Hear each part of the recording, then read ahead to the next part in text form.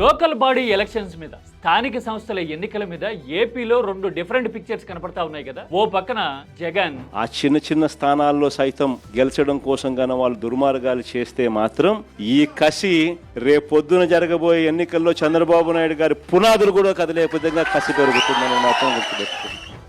ఇలా open challenge చేస్తా ఉన్నారు కదా, తమ పార్టీ తరపున గెలిచిన వాళ్ళని గుంజుకపోతే గనక పునాదులతో సహా పెకలిస్తాం అని ఆయనదైన స్టైల్లో ఆయన చెప్తా ఉన్నారు కదా. ఇంకో వైపుని చూడబోతే చైర్పర్సన్స్ కి మున్సిపాలిటీస్ లో అయినా, కార్పొరేషన్స్ లో అయినా, జిల్లా పరిషత్తుల్లో అయినా డైరెక్ట్ ఎలక్షన్ పెడుతున్నాము అని చట్ట సవరణ చేయడం చూస్తా ఉన్నాం కదా. అసలు ఆ సవరణ వెనక ఆంతర్యం ఏంటి? చైర్పర్సన్స్ గనక డైరెక్ట్ ఎలక్షన్ పెడితే అసలు ఎవరికి అడ్వాంటేజ్? లోకల్ బాడీస్ అడ్మినిస్ట్రేషన్ ఎలా ఎఫెక్ట్ అయ్యేందుకు స్కోప్ ఉంటుంది? మీకు అర్థమైందా ఆ చేంజ్ ఎందుకు తెచ్చారో? గతంలో డైరెక్ట్ ఎలక్షనే ఉండేది అని కూడా మాట్లాడుతున్నారు కదా. ఆ డైరెక్ట్ ఎలక్షన్ ని ఇండైరెక్ట్ గా ఎవరు మార్చారు, ఎందుకు మార్చారు, ఈ విషయం కూడా మాట్లాడదాం. లోకల్ బాడీస్ చుట్టూ రాజకీయం ఎలా కమ్ముకుందో మొత్తం ఇన్ఫర్మేషన్ వారీగా, క్రోనాలజీ అంటే ఇయర్స్ వారీగా వెనక్కి వెళ్ళి చెక్ చేసి నిజానిజాలు నిర్ధారించుకుందాం. ఇంత ఇన్ఫర్మేషన్, ఇంత subject oriented and logic oriented argument మీరు ఇంకెక్కడైనా చూసింటే కనుక నాకు చెప్పండి, అదర్ దాన్ కీ టాక్స్. సరేనా? ఇది రిక్వెస్ట్ అనుకోండి.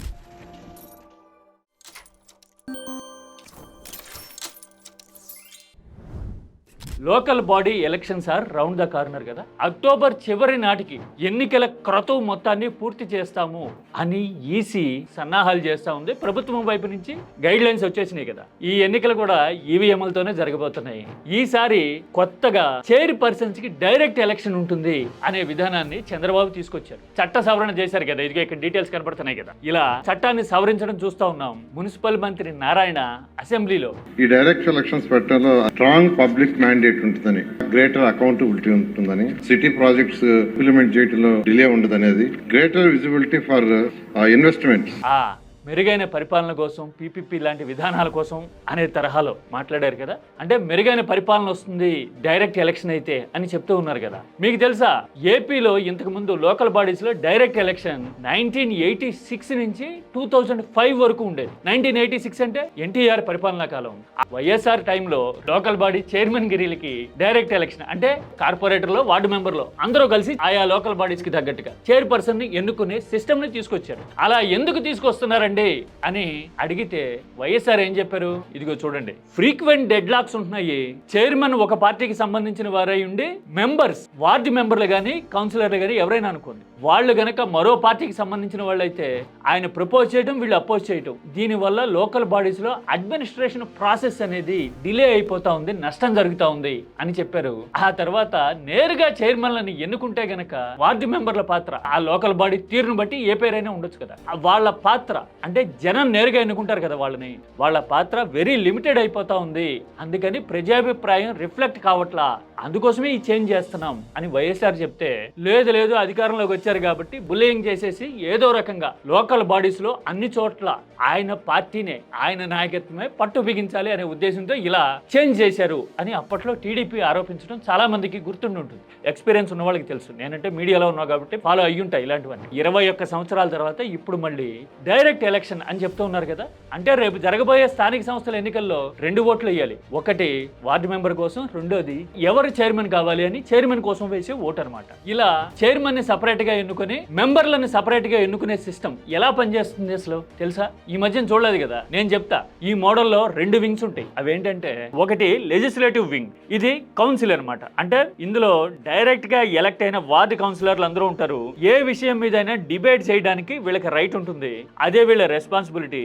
ఏదైనా సరే చైర్మన్ తీసుకొచ్చిన బిల్లుని గానీ, ప్రపోజల్ ని గానీ అమెండ్ చేయించడానికి వీళ్ళకి సర్వాధికారాలు ఉంటాయి అని ఈ సిస్టమ్ చెప్తుంది. రెండోది ఎగ్జిక్యూటివ్ వింగ్. ఎగ్జిక్యూటివ్ వింగ్ అంటే functions as chief executive of the local body, అంటే చైర్మన్ అనమాట. చైర్మన్ ఎగ్జిక్యూటివ్ పర్సన్ అని చెప్తూ ఉన్నారు. చూసారా? అంటే 2 ప్యారలల్ వింగ్స్ అనమాట. ఓ పక్కన చైర్మన్, ఇంకో పక్కన డెలిబరేషన్స్ చేసి చేంజెస్ కావాలంటే చేయడానికి కౌన్సిల్ ఉంటుంది అని చెప్తూ ఉన్నారు. మరి చైర్మన్ గనక అపోజిషన్ వైపు నుంచి అంటే వైఎస్ఆర్సీపీకి సంబంధించో లేదంటే ఇండిపెండెంట్ పర్సన్ నెగ్గేశారనుకోండి, అక్కడ కౌన్సిలర్లోనేమో టీడీపీకి డామినేషన్ ఉందనుకోండి, ఎక్కువ నెంబర్ వాళ్లే ఉన్నారనుకోండి, అప్పుడు ఎలాగా? ఇది కదా అసలు పీఠముడి. అప్పట్లో వైఎస్ఆర్ సార్ ఇండైరెక్ట్ ఎలక్షన్ తీసుకురావడానికి కూడా ప్రధాన కారణం ఇదే అని కదా చెప్పారు. మరి అలాంటి డెడ్ లాక్ వస్తే అంటే చైర్మన్ ప్రపోజ్ చేసిన దాన్ని మెంబర్లు అపోజ్ చేస్తే ఏం చేయాలి? ఏ బిల్ అయినా ఎలాంటి దశలు ఫాలో అవ్వాల్సి ఉంటుంది, అసలు అప్రోచ్ ఎలా ఉంటుంది అనేది చూద్దాం. చూసిన తర్వాత చైర్మన్ ప్రపోజ్ చేసిన దాన్ని సభ్యులు అపోజ్ చేస్తే ఏమవుతుంది అనేది మాట్లాడుకుందాం. లోకల్ బాడీస్ లో కొత్త సిస్టమ్ ప్రకారం ఏదైనా బిల్ మూవ్ కావాలి అంటే ముందు చైర్మన్ బిల్లు ప్రపోజ్ చేస్తే కమిటీ రివ్యూ చేస్తుంది. దానికి స్టాండింగ్ కమిటీ అనండి, ఇంకేదైనా అనండి, ఫైనాన్స్ కి సంబంధించి అయినా, పబ్లిక్ వర్క్స్ అయినా, హెల్త్ అయినా, ఏదైనా సరే వాళ్ళు రివ్యూ చేస్తారు. ఆ తర్వాత కౌన్సిల్లో టేబుల్ మీదకి తీసుకొస్తారు. ఓటింగ్ జరిగిన తర్వాతే అది చట్టంగా మారుతుంది కదా. సింపుల్ మెజారిటీ ఉంటే సరిపోతుంది. కానీ ఇక్కడ పీఠముడంతా పూర్తిగా అపోజ్ చేస్తే ఏంటి అనేది కదా అసలు పాయింట్. మరి చైర్మన్ మూవ్ ని సభ్యులు అపోజ్ చేస్తే ఏం చేయాలి అంటే ఈ మోడల్ ఏం చెప్తుందో స్టేజ్ బై స్టేజ్ చూడండి క్లియర్ గా. ఇప్పుడు సపోజ్ బడ్జెట్ డిసగ్రిమెంట్ అంటే చైర్మన్ బడ్జెట్ పెట్టారు, సభ్యులు అపోజ్ చేశారనుకోండి, అప్పుడు ఆ అపోజ్ చేసే వాళ్ళకి 2/3 మెజారిటీ ఉంటే ఖచ్చితంగా ఆ ఫ్రేమ్ వర్క్ ని మార్చుకోవాల్సిందే. అంటే సభ్యులు చెప్పినట్టుగా చైర్మన్ మార్చుకోవాల్సిందేట. రెండోది చూడండి, కౌన్సిల్ రిజెక్ట్స్ రిజల్యూషన్. ఒకవేళ చైర్మన్ పెట్టిన దాన్ని కౌన్సిల్ రిజెక్ట్ చేసింది అనుకోండి, ఏం చేయాలట? Chairman must use executive negotiations అంటున్నారు కదా, అంటే వాళ్ళందరినీ మెప్పించి ఒప్పించి బుజ్జగించి పని చేయించుకోవాలట. ఆ తర్వాత ఒకవేళ చైర్మన్ ని తప్పించాలి అని అనుకుంటే రెఫరెండం, అంటే జనం ఓటేశారు కాబట్టి జనాన్ని అడగాల్సి ఉంటుంది అని ఈ మోడల్ చెప్తా ఉంది. అంటే కాంప్లెక్సిటీ కనపడట్లా ప్రతి దశలోనూ. చైర్మన్ ప్రపోజ్ చేస్తే వీళ్ళు అపోజ్ చేశారు అనుకోండి, బుజ్జగించాలట. లేదంటే కనుక ఈ రెండో దశలో స్టేట్ గవర్నమెంట్ హెల్ప్ తీసుకోవాలి అని ఉంది చూసారా. ఇది అసలు కీలకమైన ఎలిమెంట్. అంటే లోకల్ బాడీస్ జనం ఎలక్ట్ చేసిన అథారిటీస్ కూడా నేరుగా మున్సిపల్ శాఖ గ్రిప్ లోకి వెళ్తాయి. ఇది అసలు కీలకమైన విషయం ఇందులో. అందుకోసమే ఇప్పుడు ఆలోచన గల వాళ్ళందరూ ఆహా చాలా వ్యూహాత్మకంగా అడిగేసినట్టున్నారుగా అని అర్థం చేసుకుంటా ఉన్నారు. కానీ ప్రభుత్వం మాత్రం ఏం చెప్తోంది? అసలు డైరెక్ట్ ఎలక్షన్ ఎందుకు తెచ్చారండి అంటే కొన్ని పాయింట్స్ మెన్షన్ చేశారు. ప్రభుత్వం ఏం చెప్తోంది, ప్రాక్టికల్ గా ఎలా అర్థం అవుతాయి ఆ పాయింట్స్ అనేది 1 by 1 చెక్ చేద్దామా? ఇక చూడండి, curbing political liability and no confidence threats. ప్రతిసారి నో కాన్ఫిడెన్స్ అని పెడతా ఉన్నారు. రాష్ట్రంలో అధికారం మారిపోతే నో కాన్ఫిడెన్స్ వచ్చి లోకల్ బాడీస్ లో పీఠాలు కదిలిపోతున్నాయి అని చెప్తా ఉన్నారు పైకి. నిజానికి అధికారంలో ఉన్న వాళ్ళు ఎవరైనా చేసేది అదే పని కదా. పోనీ టీడీపీ హయాంలో చేయలేదా? నేను ఒక ఎగ్జాంపుల్ చెప్తా, కాదంటే ఖండించండి చూద్దాం. 2014-19 మధ్య జిల్లా పరిషత్ ఎన్నికలు, అంటే 2014 ఎన్నికలకు కాస్త కుడియడంగా అప్పుడే జరుగుంటాయి ఇవి. ఆ జిల్లా పరిషత్ ఎన్నికల్లో కర్నూలులో ఎవరు గెలిచారు, ఎవరు పీఠాన్ని దక్కించుకున్నారు, ఎలా దక్కించుకున్నారు? నెల్లూరులో ఏం జరిగింది? ప్రకాశంలో ఎంత రాజకీయ మతలబులను చూస్తుంటాము. అధికారంలో ఎవరుంటే వాళ్ళు రాజకీయాన్ని కలబెట్టడం అనేది చూస్తూ ఉంటాం లోకల్ బాడీస్ లో. అట్ ద సేమ్ టైం అలా పార్టీలు మారిన వాళ్ళు అధికారంలో ఉన్న వైపు ఉంటేనే డెవలప్మెంట్ జరుగుతుంది అని జనానికి చెప్పడం చూస్తూ ఉంటాం కదా. మన రాజకీయాల్లో ఉండే కాంప్లెక్సిటీ అది. ఒకవేళ ఇప్పుడు గనక డైరెక్ట్ ఎలక్షన్ సిస్టమే వస్తే అసలు స్పిరిట్ అనేది ఎలా ఎఫెక్ట్ అవుతుందో నేను ఒక లాజిక్ చెప్తా. మళ్ళీ గవర్నమెంట్ ఏం చెప్తుంది అనే పాయింట్స్ కొద్దాం. ఇంకో పాయింట్ ఏం చెప్తా ఉన్నారు, eliminating corporator or councillor interference అంటున్నారు కదా. ఇది కీలకం. ఇదే నేను చెప్తానంటుంది. ఎందుకు అంటే కార్పొరేటర్లు కానీ కౌన్సిలర్లు కానీ ఇష్టారీతిని చెలరేగిపోయి బుల్డోజ్ చేయకుండా చైర్మన్ ని చైర్ లో ఉన్న వాళ్ళని ఆట ఆడించకుండా ఆపుతాం డైరెక్ట్ ఎలక్షన్ తో. చైర్మన్ ని నేరుగా ప్రజలు ఎన్నుకుంటే లోకల్ బాడీస్ లో డెవలప్మెంట్ జరుగుతుంది అని చెప్తున్నారు కదా. కానీ ఇక్కడే ఒక కీలకమైన క్వశ్చన్ ఉంది. మనం ఆలోచించాల్సిన పాయింట్ ఇదే. ఇండియాలో 3 tier సిస్టమ్ ఉంది అని మాట్లాడుకుంటాం కదా. ఆ 3 tier సిస్టమ్ లో కామన్ గా ఒక థ్రెడ్ ఉంటుంది. అదేంటో తెలుసా? పైనుంచి వద్దాం. ఎంపీలకు ఓటేసి మనం లోక్సభకు పంపుతాము. ఎంపీలు అందరూ కలిసి సభానాయకుడిని ప్రధానమంత్రిని ఎన్నుకుంటారు కదా. రాష్ట్రంలో అయితే ఎమ్మెల్యేకి ఓటేసి పంపుతాం మనం. ఎమ్మెల్యేలు అందరూ ఎవరి వైపు ఉంటే వాళ్లే ముఖ్యమంత్రి కదా. ఇది మన వెస్ట్ మినిస్టర్ సిస్టమ్ లో ఉన్న బ్యూటీ. రాజకీయం ఎంత రసవత్తరంగా ఉంటుంది ఎమ్మెల్యేలు సైడ్ మారితే అని 1995లో చూసేసాం. అంటే ఎమ్మెల్యేలు డిసైడింగ్ ఫ్యాక్టర్ కదా మన డెమోక్రటిక్ సిస్టమ్ లో. మరి 3వ టైర్ లోకల్ బాడీస్ లో మాత్రం కౌన్సిలర్లు చైర్మన్ ని ఎన్నుకోవద్దు అనే సిస్టమ్ తీసుకురావటం అంటే ఆ స్పిరిట్ కి విరుద్ధం అనిపించట్లా?